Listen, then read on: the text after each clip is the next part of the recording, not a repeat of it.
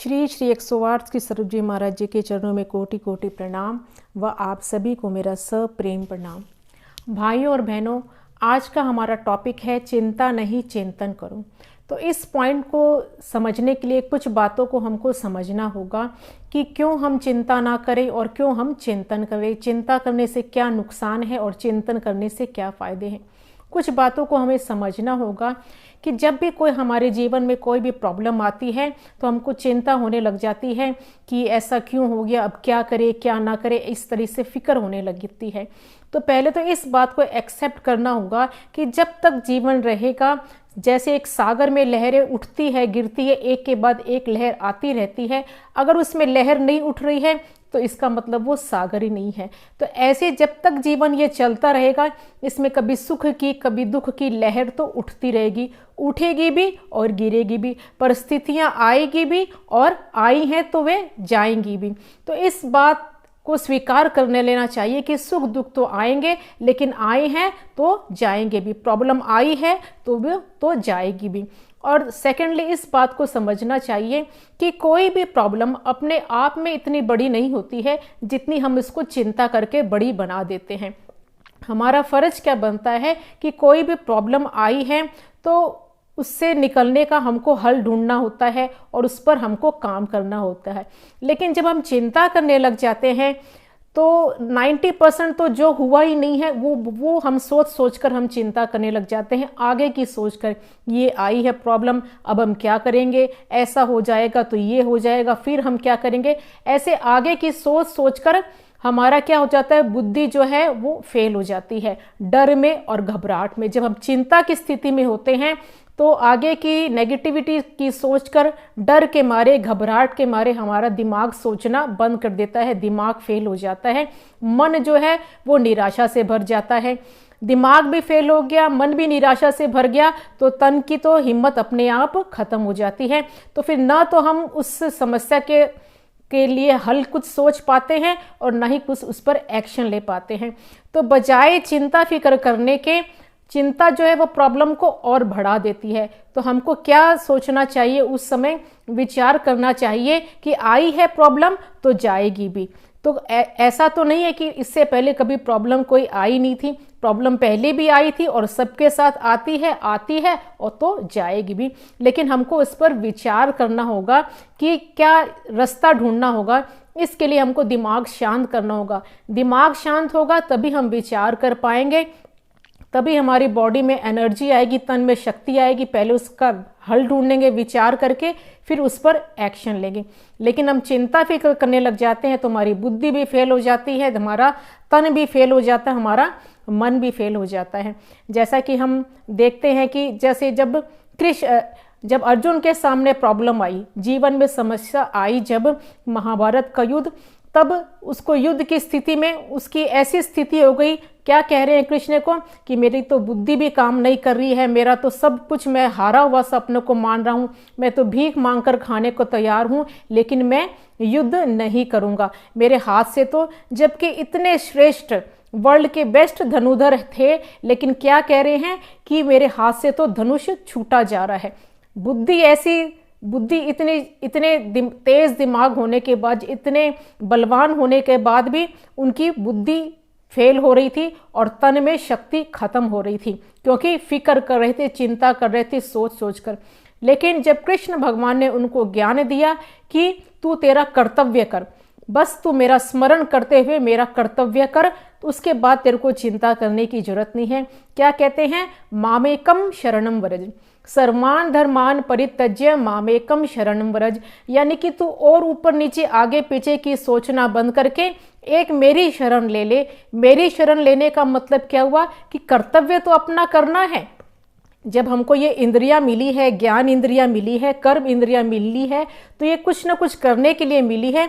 तो हमको कर्तव्य, तो हमको जो भी हमारे सामने आता है वो हमको करना है, लेकिन मन में हमको प्रभु का स्मरण रखना है, उसका चिंतन करते हुए हमको अपना कर्तव्य करना है।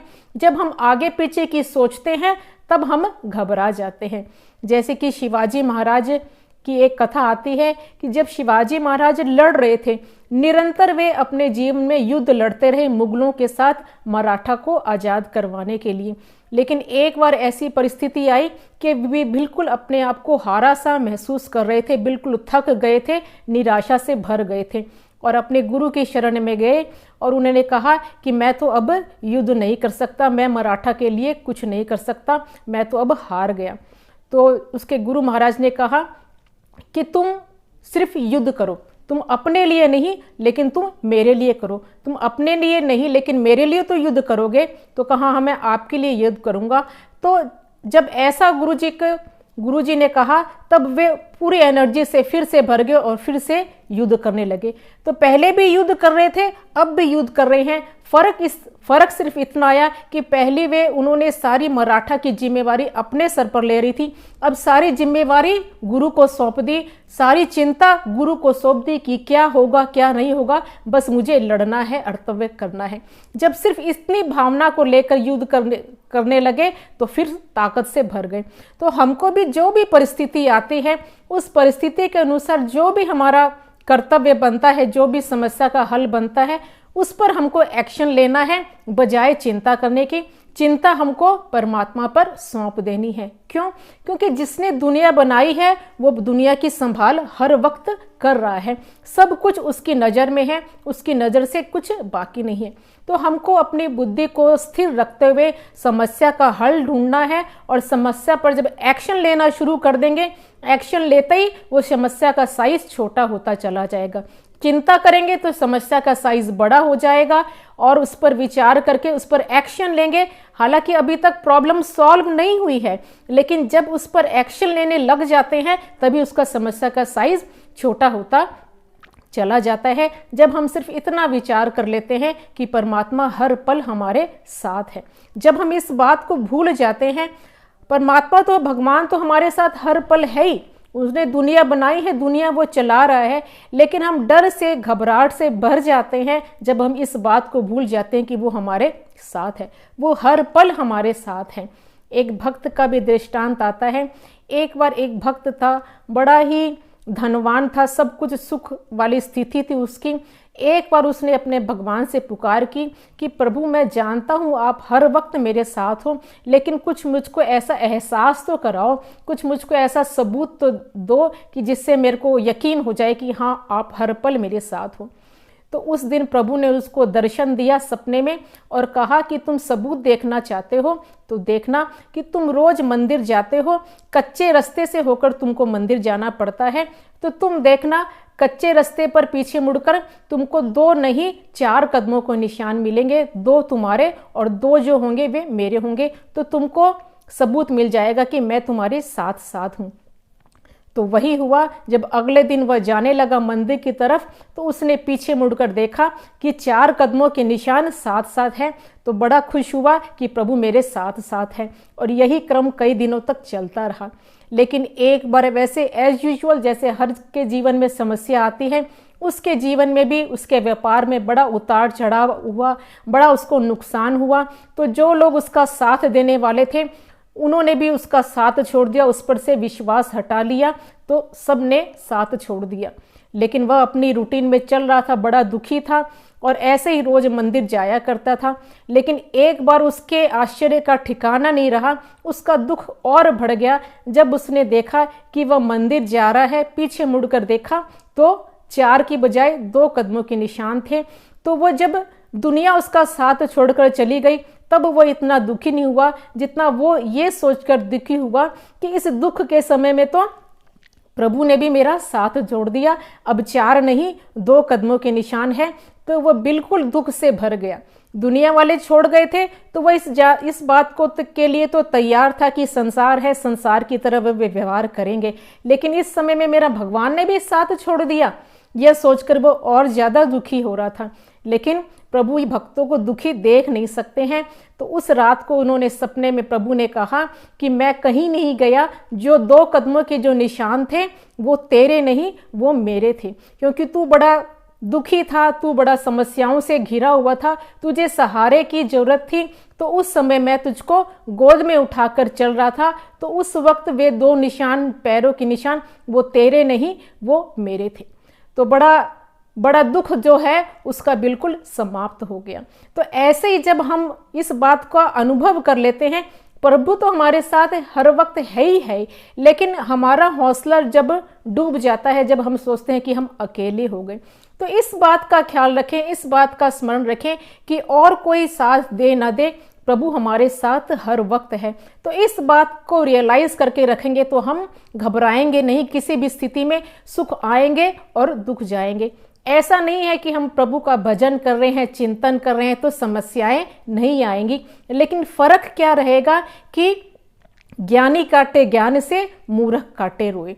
मूर्ख के जीवन में समस्या आएगी तो वह रो रो कर काटेगा, लेकिन ज्ञानी के, भगत के जीवन में समस्याएं आएगी तो वो उसको बड़ी आसानी से हंसते हंसते उसको काट जाएगा। लेकिन अगर फिर भी किसी कारण से अगर कोई भी हमारे जीवन में समस्या आई है और समस्या का हल नहीं हो रहा है, प्रॉब्लम, दुख की स्थिति जो है वो नहीं उभर रही है, तो इसका भी कोई वैलिड रीजन है।